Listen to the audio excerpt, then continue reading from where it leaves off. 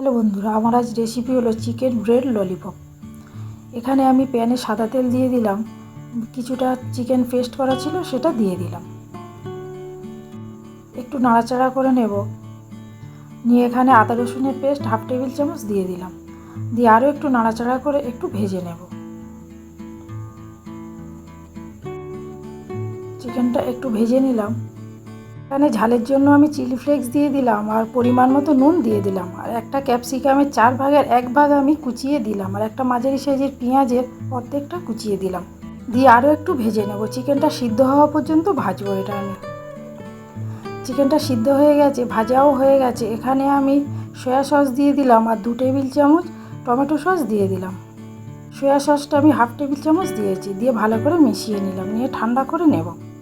এখানে আমি 6 piece bread নিয়েছি। ব্রেডটা ঠিক নিয়ে আমি কাপের সাহায্যে ঠিক মাঝখানটা এইভাবে কেটে নেব। আমি ঠিক এইভাবে কেটেছি, বাকিগুলো আমি একইভাবে কেটে নেব। ব্রেডের যে ধারগুলো ছিল ওই ধারগুলো টুকরো টুকরো করে মিক্সার গ্রাইন্ডারের জারে আমি দিয়ে দিলাম, দিয়ে একটা মিহি পাউডার বানিয়ে নেব। আমার পাউডার বানানো হয়ে গেছে, একটা প্লেটে ঢেলে নিলাম, নিয়ে সাইড করে রেখে দিলাম।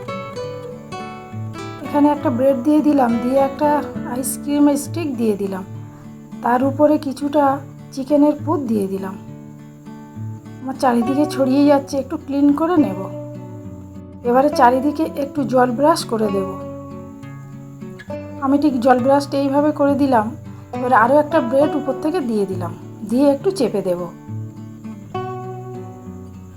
এই একই পদ্ধতিতে আমি আরও একটা দেখিয়ে দিচ্ছি।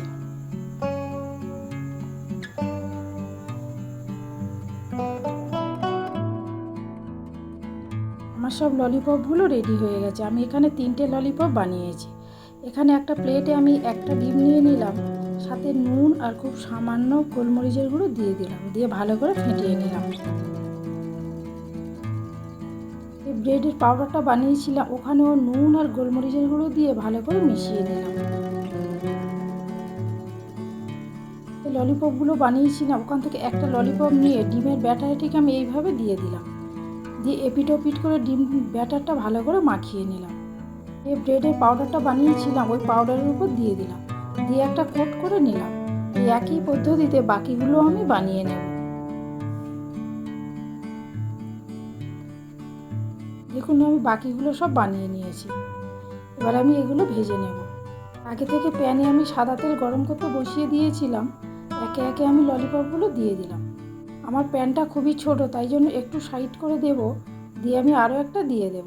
3টে একসাথেই ভেজে নেব। একটা সাইড ভাজা হয়ে গেছে, আমি উল্টে দিলাম। এইভাবে আমি উল্টে পাল্টে নামিয়ে নেব। চিকেন ব্রেড ললিপপ রেডি হয়ে গেছে, আমি তুলে নিচ্ছি।